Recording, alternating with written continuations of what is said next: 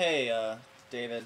This is Tim Stern-Snyder, and I am doing a video to explain about my week and to finish up Weeklie number 2. So this week I started out by reading through the PDFs that you posted, the Nature of Science and the Quad Dimensionality PDFs. I read through them a couple times each to get a clearer understanding of what they were about and what you were trying to say. And then I went on the discussion board and I started out by reading through a few other people's posts and their outlook on it, and from there I would comment about how I felt about their outlook, or kind of discuss how I understood things, and then I would go ahead and post my own discussion board post about whatever the quad dimensionality or however I felt about it. And I did that. I did 3 comments each on different posts, and then I would do my own post on it. Then I started the electric circuit simulations, and I followed the videos that you had posted on Blackboard, and I followed kind of what you did, and I tried the different, we tried the different animals, and the paper clip, and the penny, and stuff like that, the dog, and I took a bunch of screenshots of each, the series, I changed the resistance on them, and then the parallel circuits. And I took screenshots of each one that I did, and I posted it in the document archives on my Google site so that you could check out the different screenshots for each one. Then I found Neat Video number 2 and posted that also on my Google site, as well as the Google site for all the students for our weekly Neat videos, and a quick description of kind of what it was about. Just a quick recap of the notes that I took from the printouts and the information you gave us. I started out, I learned the difference between the internal and external circuit, the path of the external, and the the electrochemical cells at the internal circuit. I also did I learned about the electric potential diagrams and the 2 requirements for a closed conduction path when it travels from the positive to the negative terminal, as well as a requirement for the energy supply. It has to be able to increase the electric potential energy as it moves from low energy terminal to a high energy terminal. Then I started the 4 forces in nature, and I went online, did some research about it.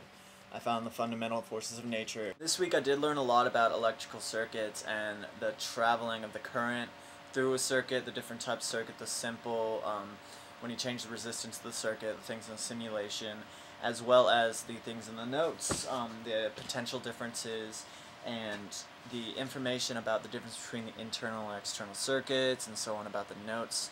Electrical potential diagrams are going to be important for our project number 1. And just things that relate to project number 1 I paid close attention to. A lot of the questions from this week's content was pretty well explained. Any question I had, I could look up some source or do some sort of research online for it about circuits, because I didn't really know a lot about the electric current travel through circuits and things of that nature. Also, a couple of the questions were answered on the discussion board, and otherwise it was pretty well understood by me. The content and the reading did help me learn it pretty quickly, so that was very, very helpful. And a lot of the questions that a couple of the other students had were also really, really helpful for me. So all in all, this class so far has been pretty good about questions for me. So next week, week number 3, I'm probably going to start out paying a little bit of attention to Project 1, a little bit more than I have, as Katie very nicely split it up for us, the different stuff that we could focus on and do as a group, so we didn't all do each thing separately and not know what we're doing. She split it up so each of us had a certain role to play. Mine is focusing on the transistor, the battery or cell, the light generation diagrams, and the schematic and part placements. So I'll be focusing a lot on that. I'm also going to be meeting with John. I'll be in contact with Katie and Kyle as well. Then I'm probably going to start on start of week 3 tomorrow. I'm first going to probably start focusing on a little bit more of Project 1. I have focused on it a little bit, and we've talked as a group, but Katie very nicely split it up in different portions and sent an email out, and we all agreed on what we wanted to do and add to as a group. So we've been in contact with each other. I'm in charge of transistors, the battery and the cell, the light generation diagrams, schematics, and the part placements. So we focus on that a lot next week. I'm trying to get Project 1 done. I'm going to meet with John, and I've been in contact with Katie and Kyle as well.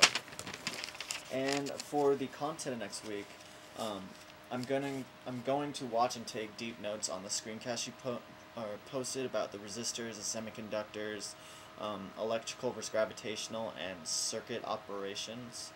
So those screencasts are going to be important, so I'm going to take deep notes on those, watch them a couple times each. I'm also going to take notes and read on magnetism, find Neat Video 3, and definitely focus more on Project 1. So week 3 will be interesting, and so far so good for me. Thank you.